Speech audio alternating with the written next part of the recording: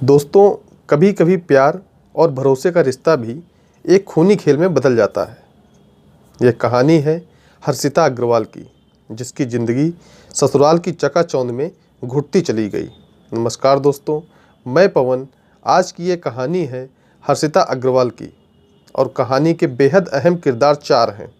खुद हर्षिता अग्रवाल, उसका पति उत्कर्ष अग्रवाल, उसका ससुर सुशील अग्रवाल और सास रानू अग्रवाल। 6 जुलाई 2019 को 11:21 पर सुबह कागज़ व्यापारी पदम अग्रवाल को कॉल आती है। कॉल उनकी बेटी हर्षिता अग्रवाल की थी। हर्षिता काफ़ी टेंशन में लग रही थी। उसने कहा, पापा हमें बुला लो, हमारी सास हमें झाड़ू से मार रही है। ससुराल वाले मुझे मारने की कोशिश कर रहे हैं। पदम अग्रवाल ने तुरंत हर्षिता के ससुर से बात करने की कोशिश की, लेकिन उनसे बात नहीं हो पाई। पिता पदम अग्रवाल हर्षिता के घर जाने के बारे में सोच ही रहे थे कि 12:42 पर दोपहर में एक बार फिर फ़ोन आया।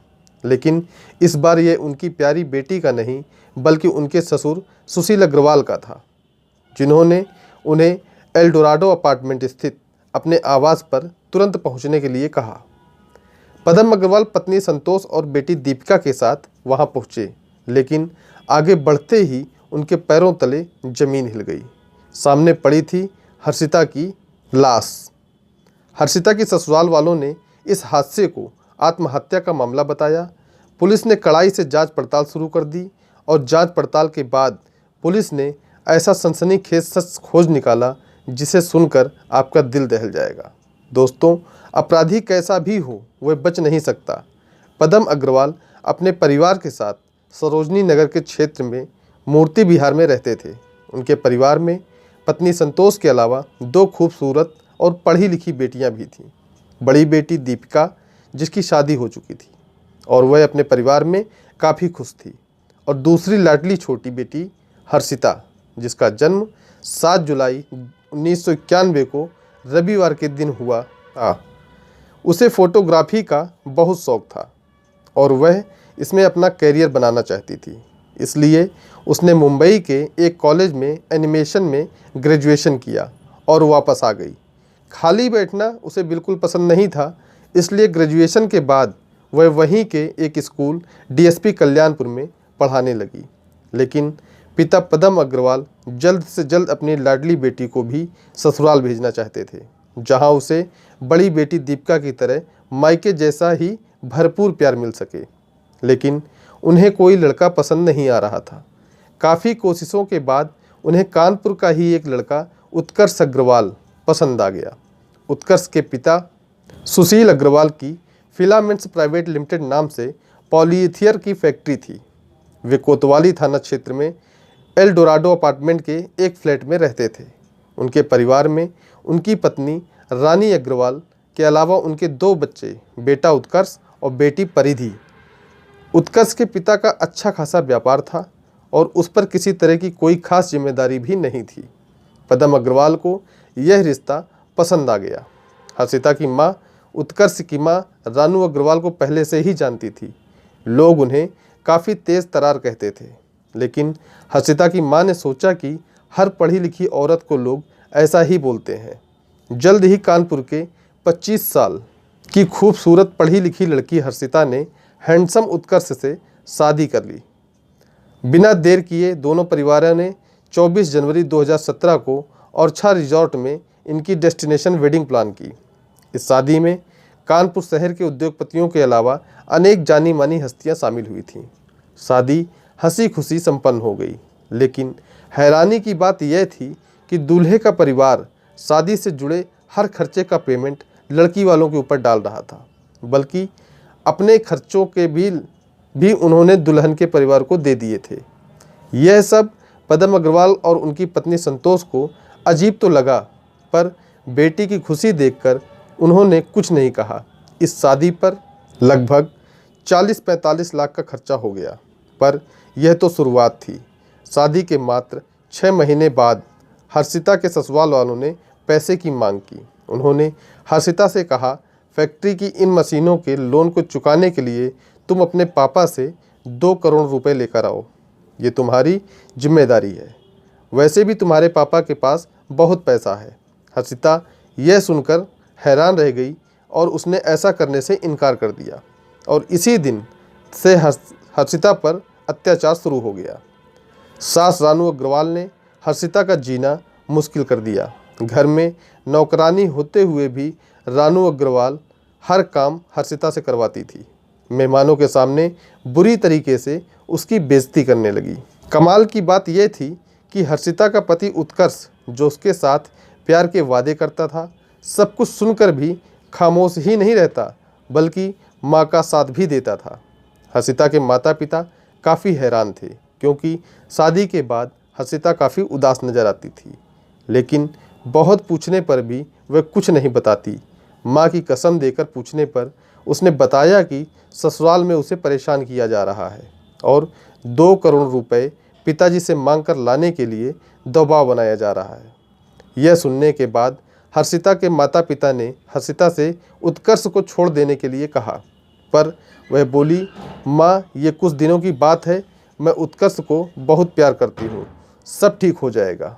लेकिन समय के साथ हर्षिता की हालत पहले से भी खराब हो गई।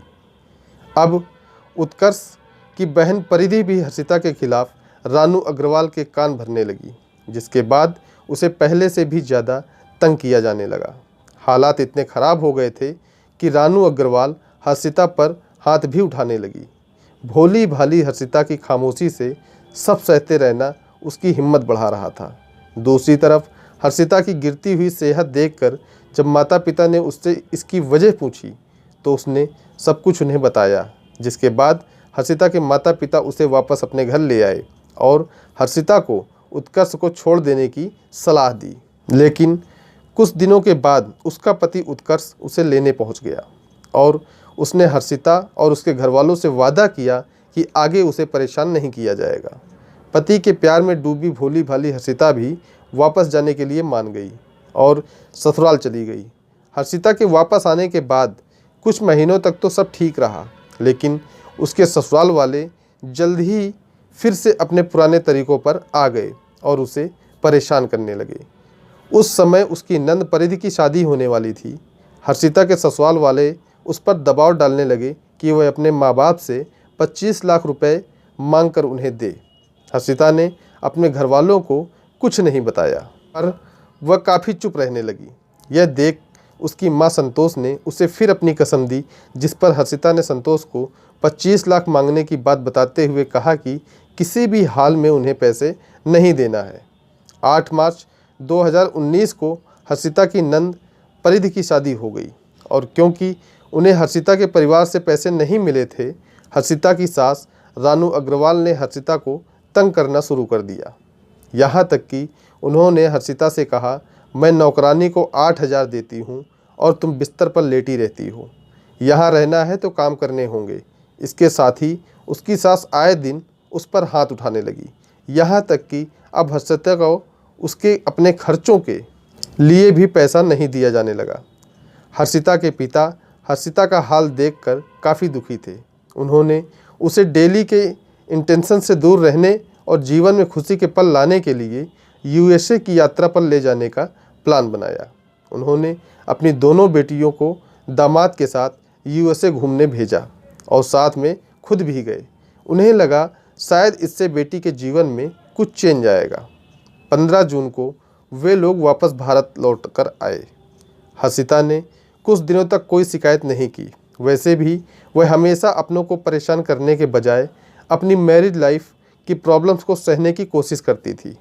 7 जुलाई को हर्षिता का बर्थडे भी था, इसलिए हर्षिता के घरवालों ने 7 जुलाई को हर्षिता के लिए एक सरप्राइज़ बर्थडे प्लान किया और लोगों को भी इनविटेशन भेज दिया था। लेकिन उसके जन्मदिन के ठीक एक दिन पहले 6 जुलाई 2019 को 11 बजे सुबह हर्षिता ने अपने पिता को फ़ोन किया और उसे घर ले जाने के लिए रिक्वेस्ट करते हुए अपने पापा से कहा, पापा हमें बुला लो, हमारी सास हमें झाड़ू से मार रही है, ससुराल वाले मुझे मारने की कोशिश कर रहे हैं। वहाँ काफ़ी टेंशन में थी। पिता को चिंता हुई और उन्होंने तुरंत उसके ससुर से बात करने की कोशिश की, लेकिन उनसे बात नहीं हो पाई। पिता पदम अग्रवाल जाने के बारे में सोच ही रहे थे कि 12 बजे के आसपास दोपहर में उनके पास एक बार फिर फ़ोन आया। लेकिन इस बार यह उनकी प्यारी बेटी का नहीं बल्कि उनके ससुर सुशील अग्रवाल का था, जिन्होंने उन्हें एल डोराडो अपार्टमेंट स्थित अपने आवास पर तुरंत पहुंचने के लिए कहा। वे अपनी पत्नी और बड़ी बेटी दीपिका को लेकर आनन फानन में जब बेटी के घर पहुंचे तो उनके होश उड़ गए, क्योंकि हर्षिता की बॉडी बिल्डिंग से नीचे गिरी पड़ी हुई थी। उनकी प्यारी छोटी राजकुमारी अब नहीं रही थी। उसे 7वीं मंजिल से उसके ही अपार्टमेंट की खिड़की से बाहर फेंक दिया गया था। हर्षिता के साथ ससुर और पति उत्कर्ष शव के पास खड़े थे। उन्होंने पदम अग्रवाल की तरफ बढ़ते हुए कहा, हर्षिता ने आत्महत्या कर ली। वह 7वीं मंजिल से कूदी। यह सुनते ही पदम अग्रवाल ने गुस्से से चिल्लाते हुए कहा, मेरी बेटी हर्षिता कूदी नहीं है, बल्कि तुम लोगों ने इसे मार डाला है। मैं तुम लोगों को किसी भी हालात में नहीं छोड़ूंगा। इसी के साथ उन्होंने इस घटना की सूचना पुलिस को दे दी और अपने परिवार तथा सभी संबंधियों को भी घटना के बारे में बता दिया। संतोष अपनी फूल सी बेटी का शव देखकर बेहोश हो गई। दीपिका किसी तरह अपने माता पिता को संभालने की कोशिश करने लगी। आनन फानन में पुलिस अधिकारियों की जीपें वहां पहुंचने लगीं। आईजी मोहित अग्रवाल, एसपी आनंद देव तिवारी और कई उच्च अधिकारी वहां पहुंच चुके थे। पुलिस अधिकारियों ने फ्लैट की किचन से बराबर वाली खिड़की की जांच पड़ताल की, जहां से हर्षिता गिरी थी या फिर उसे फेंका गया था। निरीक्षण के बाद पुलिस अधिकारियों ने हर्षिता के शव को पोस्टमार्टम के लिए लाला लाजपत राय चिकित्सालय भिजवा दिया। घटनास्थल पर अन्य लोगों के अलावा हर्षिता का पति उत्कर्ष तथा उसके माता पिता मौजूद थे। पुलिस अधिकारी ने सबसे पहले हर्षिता के पति उत्कर्ष से पूछा कि उसने बताया, हर्षिता से मैं कितना प्यार करता था। इसका सबूत मेरे पास नहीं है, मगर उसके जाने से सब कुछ खत्म हो गया। शादी के बाद हम सब बहुत खुश थे। उसका अपना फोटोग्राफी का बिजनेस शुरू कराने वाले थे। उसे आने जाने के लिए कार भी दी थी, कोई रोक टोक नहीं थी। 28 मई से 16 जून तक हम अमेरिका में रहे, तब भी फ्यूचर को लेकर सपने बुने, लेकिन क्या पता था कि सारे सपने टूट जाएंगे। घटना वाले दिन मैं और पापा फैक्ट्री में थे। मम्मी का फ़ोन आया तो हम लोग आए।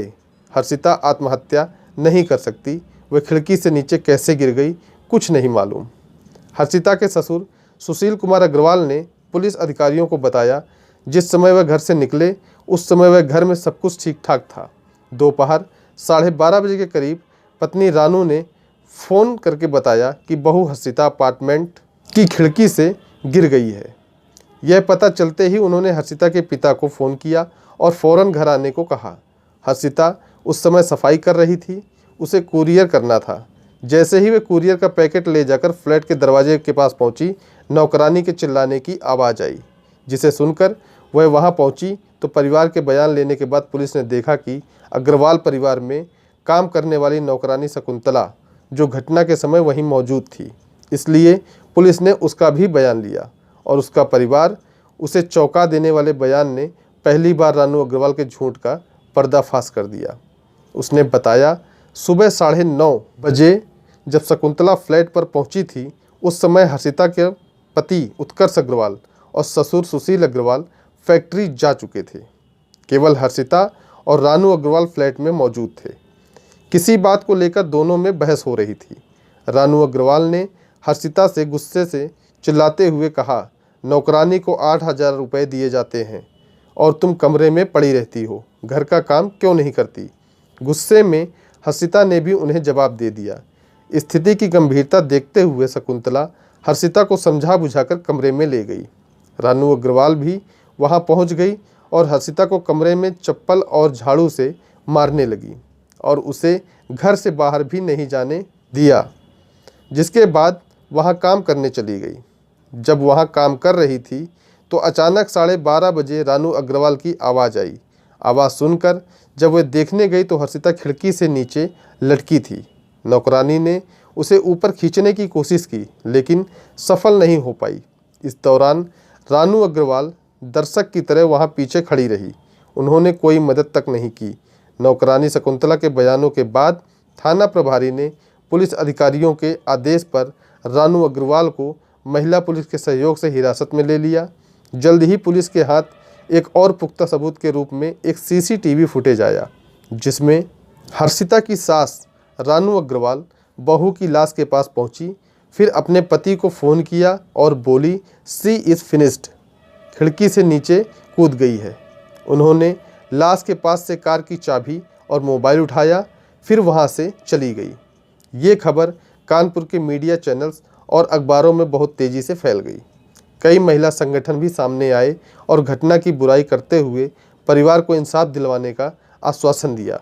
हर्षिता के परिवार ने हर्षिता के पति, उसके ससुर, सास और नंद के खिलाफ पुलिस स्टेशन में एफआईआर की। बाद में उसकी नंद परिधि और नंदोई का नाम एफआईआर रिपोर्ट से हटा लिया गया। हर्षिता के पति, ससुर और सास को जेल भेज दिया गया। दहेज हत्या के आरोप में मामला दर्ज कर पुलिस अब अपराधियों के खिलाफ और पुख्ता सबूत इकट्ठा कर रही है, ताकि उन्हें कड़ी से कड़ी सज़ा दिलाई जा सके और कोई भी कोर्ट या वकील उन्हें बचा ना पाए। आरोपी जेल में है और उन पर मुकदमा चल रहा है। दोस्तों, इस कहानी को सुनाने का उद्देश्य आपका दिल दुखाना नहीं है, आपको परेशान करना नहीं है, बल्कि आपको जागरूक करना है, सचेत करना है। इस वीडियो में अपना कीमती समय देने के लिए आपका धन्यवाद। आप जहां भी रहें सतर्क रहें, स्वस्थ रहें। मिलते हैं फिर किसी नई वीडियो में नई कहानी के साथ। जय हिंद, जय भारत।